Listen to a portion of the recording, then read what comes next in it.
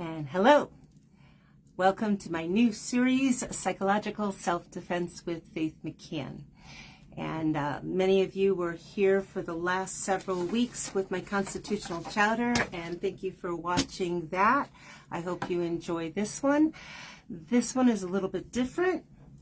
I'm not a psychologist or a psychiatrist, but I have studied psychology, abnormal psych, behavioral science, and behavioral economics for many years.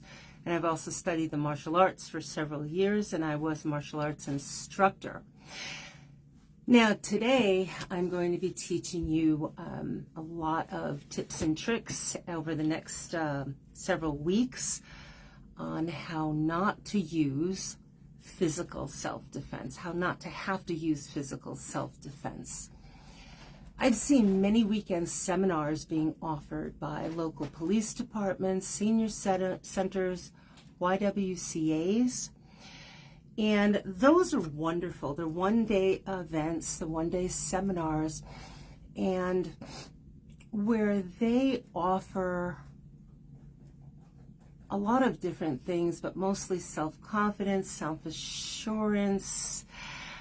They're one-day defense seminars, and there is something that's kind of a downside to those types of self-defense seminars. There's something called the Ebbinghaus forgetting curve. In psychology, the Ebbinghaus forgetting curve is, well, take in a typical classroom setting, under no stress.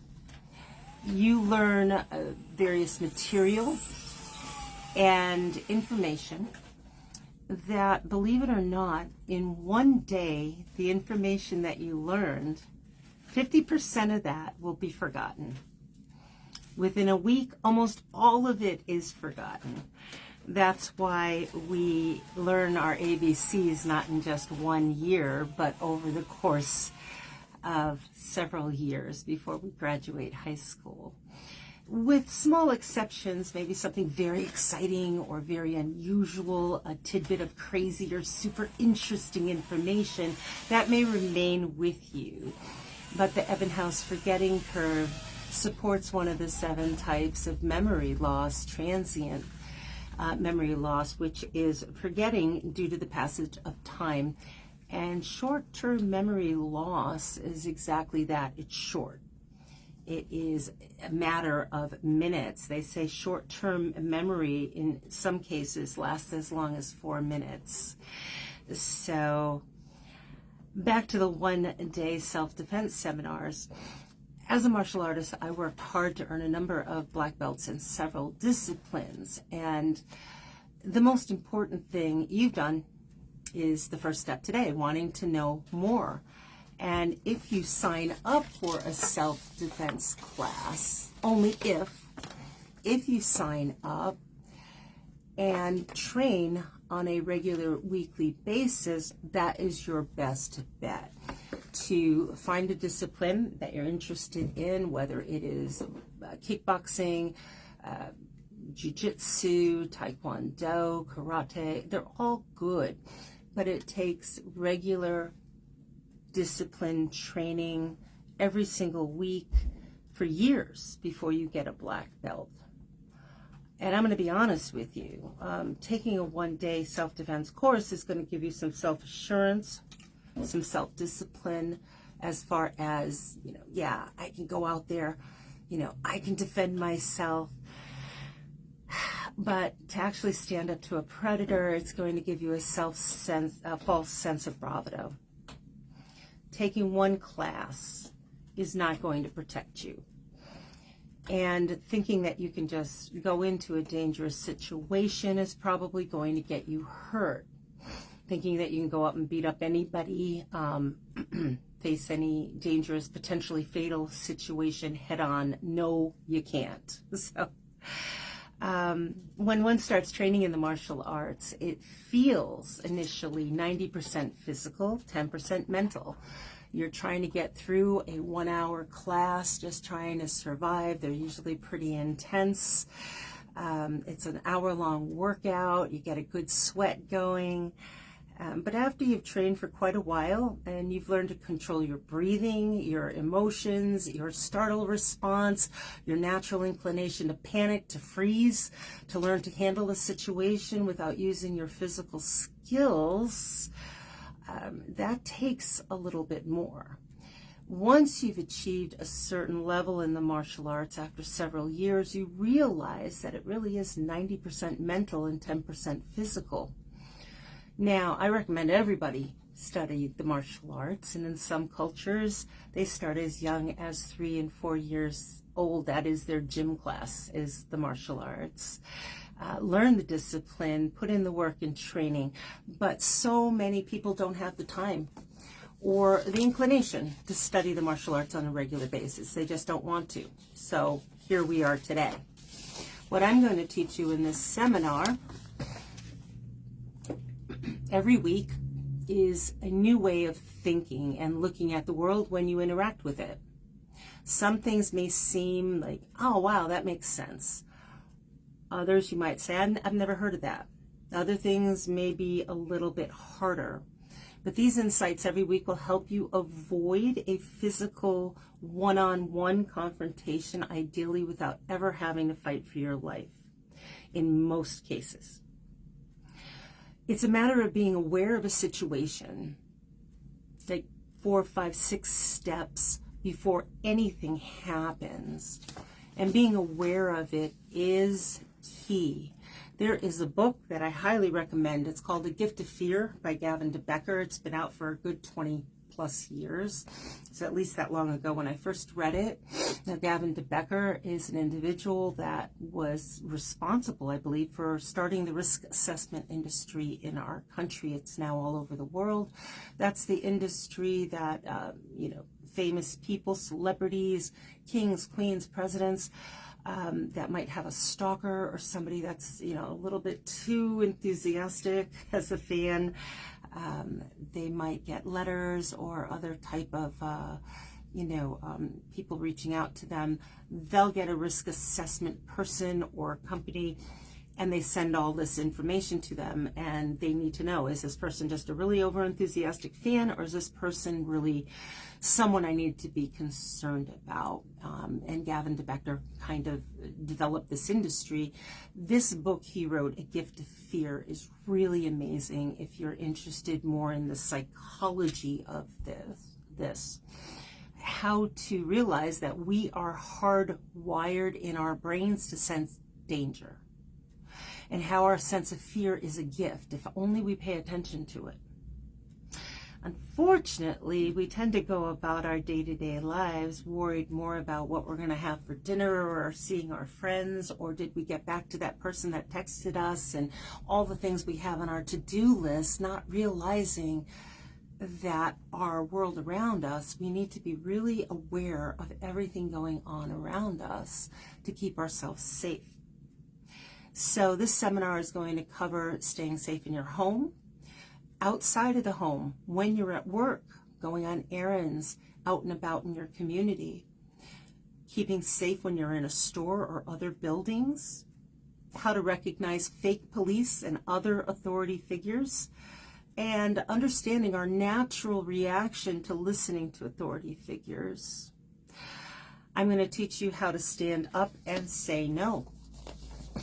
I'm going to teach you how we are programmed without you even realizing by society, by television, how not to protect a predator, and much, much more, including eventually how to utilize everyday items as weapons when you think you are unarmed. So starting today's lesson, one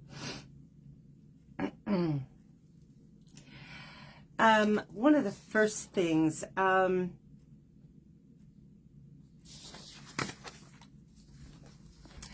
predator versus prey. A predator is a bad person.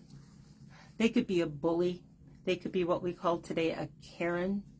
This is a person who is not afraid to start a confrontation nor afraid to escalate a confrontation.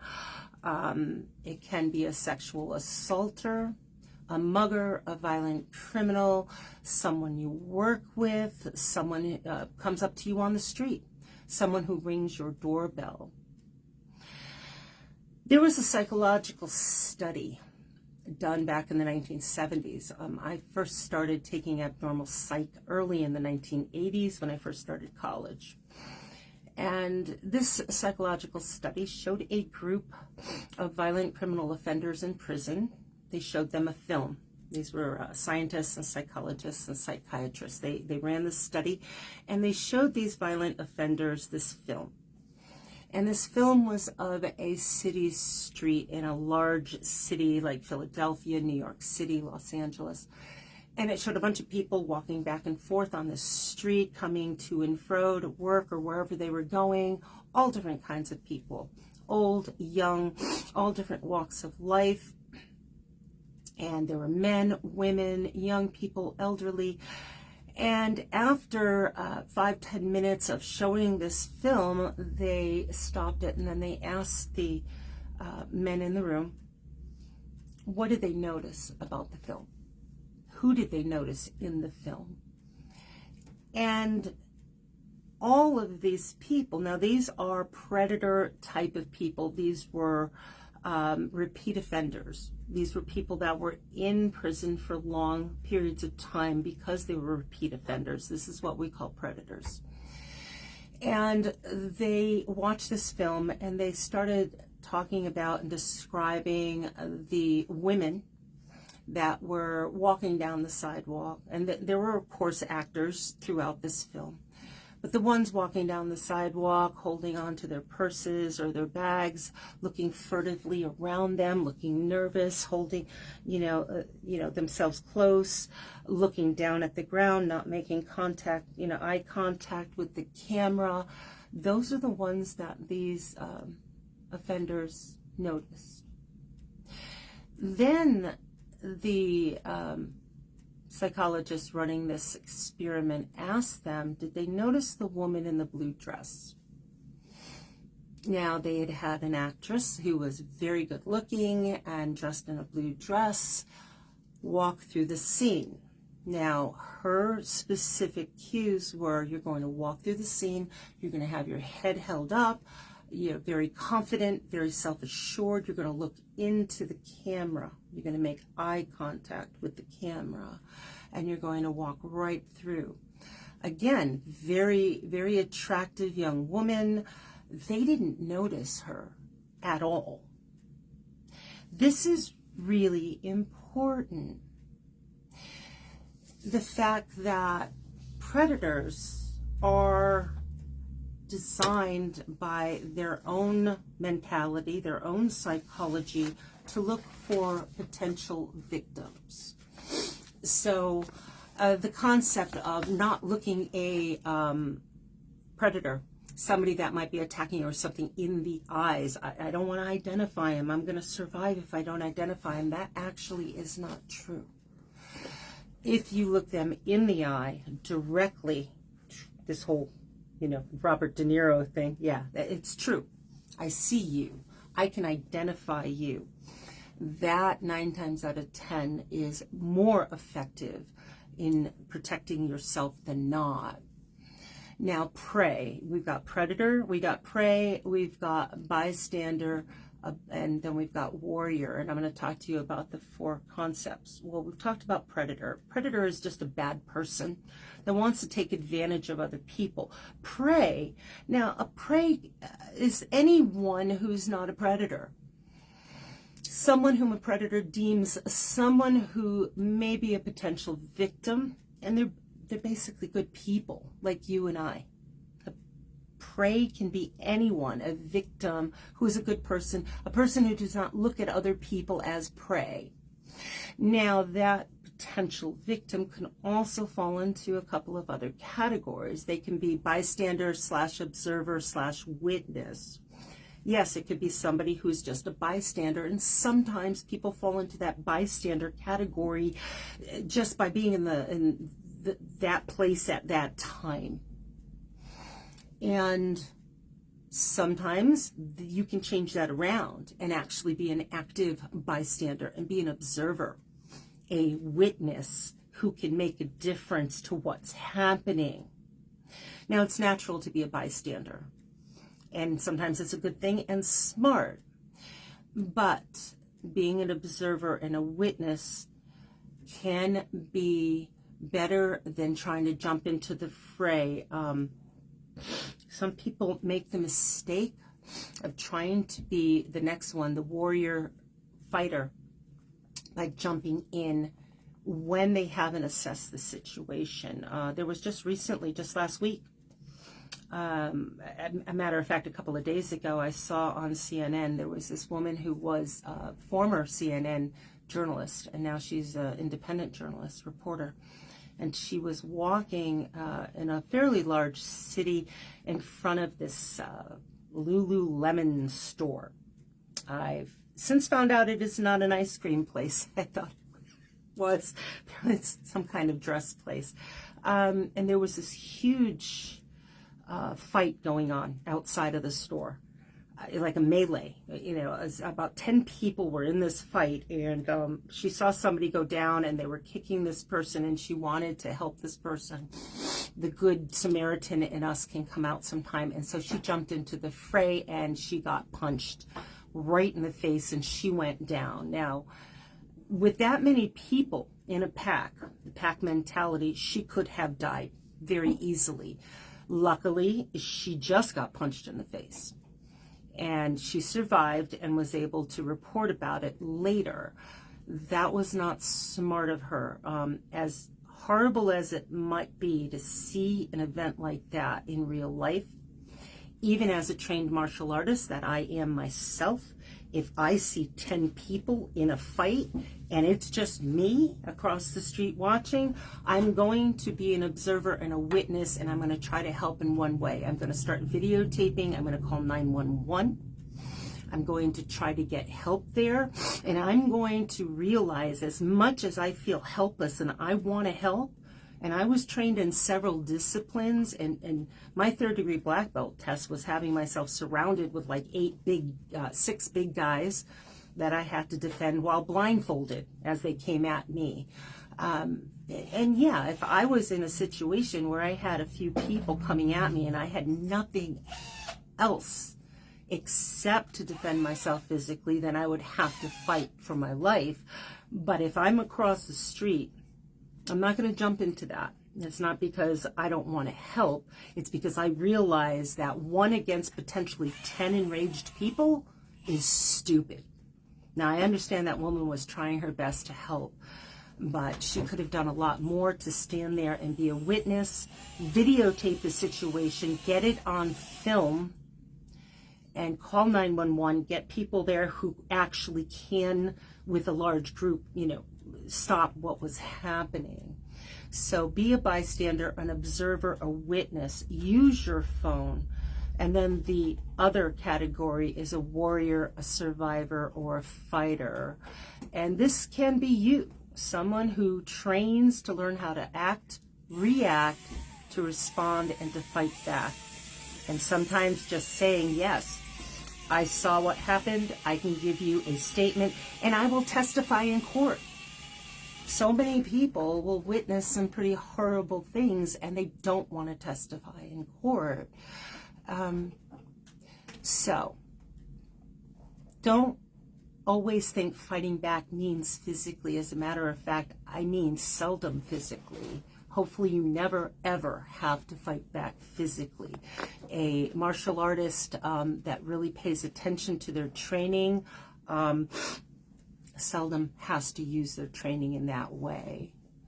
Now, if you have a phone with you, as most people do, get used to the new fight, flight, or freeze response. It is fight, flight, freeze, and film. This is the new generation. Everyone is filming. Well, film. Start filming. And to be worried that somebody might come up to you and take your phone and destroy it, just starts, you are on camera, I'm live streaming this right now. It's being live streamed, it's going up to the cloud. You can destroy my phone, but it is being live streamed. You're on camera right now. Make them fear what they're doing and have them run away. Also, there's another concept that I see oftentimes in our society, and it happens a lot, where people will come up to me and tell me about a situation where somebody has threatened them, sexually coerced them, assaulted them, other horrible things. Yet they want to protect their attacker, abuser, by not saying their name. It is a twist of your psychology because you're a good person. Stop protecting your abuser. Stop protecting your attacker. Stop protecting your violator. If somebody has done these terrible things and you are the actual victim, it's not just your friend who told a friend who told a friend who told you, but you have the actual, you're part of the equation, and this person did these things to you. Why are you protecting them? I would tell everyone, and I would also go to the police and I would report them, because by not doing so, one, your predator, for lack of a better word, because they could fall into a lot of categories, they're depending on you being a good person and not wanting to squeal on them so they can get away with that behavior again and again and again. The whole Me Too movement started because women were scared to name their attackers, their sexual assaulters, their rapists, and all of this. They didn't want to lose their job. They didn't want to get in trouble. They didn't want retaliation. And now, 20 years later, 30 years later, people are saying, yeah, why should we believe you? It took you so long. Well, there were absolute reasons why they didn't say anything. Well, they need to start saying it now. Say it the first time. Say it again and again and again, and let people know. And trust me, any of these people, I've had people say, well, what if they try to sue me? It's not slander or libel if it's true. And if you are the victim, haul your butt to the police station and make a report. Now, yes, many times the police don't want to see it through. That's not on you. At least you made the report. Stop protecting your attacker. They depend on you to be silent. Now, say that's not the case.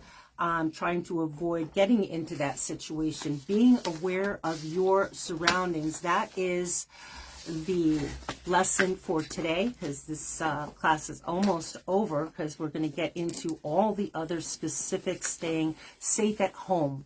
Staying safe when you're in your car. How to recognize fake police and fake authority figures. How to be safe when you're parking in parking lots, how to be safe in stores. Predators look for victims anywhere and everywhere they have an opportunity. So today, be aware of your surroundings. When you go out, always keep an ear open.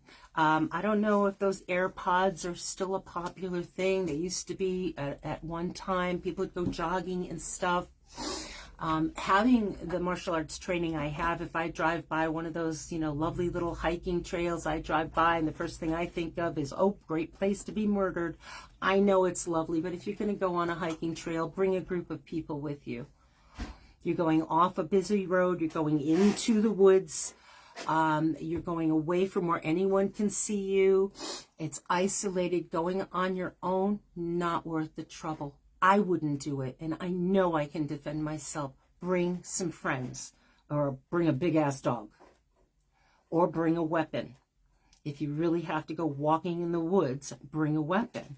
I like to go walking in parks at times. I will bring a long cane that happens to have a long, really pointy, sharp sword encased in the cane. It looks like a walking stick, but, it is a weapon. So you need to think a few steps ahead. Keeping the ears open instead of putting AirPods in them. Never cut off one of your senses. If you are blessed enough to have all of your senses, I wouldn't wear AirPods ever. I love having my phone with my music, but I'll have it on low so I can hear if somebody's coming up behind me. Now, people have asked me, well, if I'm walking on the sidewalk or I'm walking somewhere and I hear somebody behind me, it scares me. What do I do? First thing I do, especially if I'm walking on a sidewalk and there's a building, got the street here, we got a building here, the first thing I do is I stop, I put my back to the building because that protects my back, and then I turn and I look directly into the eyes of the person walking behind me. And most of the time they'll just walk right by. So if they don't, you've got your phone in your hand, snap a picture really quick. So let them know you're looking at them. You get behind them. So keep aware, always be aware. And this we'll talk about in more detail as we continue this series every Tuesday night at 5:05.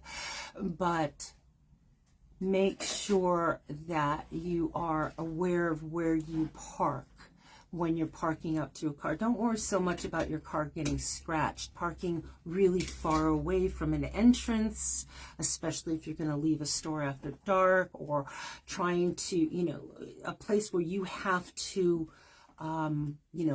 get as far away as possible from a building. If that's the case, we're going to talk of other ways to keep safe, and always be aware of everything around you. Just take a couple extra minutes to stop thinking for a second, stop talking, put your phone, turn it off, not off, but turn it down, and look around you. I won't drive up to a convenience store to run in to get milk, or if somebody has asked me for a lottery ticket, occasionally the husband wants a lottery ticket if it's like $1 billion. I'm a witch, you guys know that, so I do my money spell magic a different way, but occasionally he wants a lottery ticket, so I'll go up to the convenience store and I'll sit out there sometimes for 5 minutes or more. And I'll make sure I can see inside that store. And I want to make sure everything looks cool before I go in.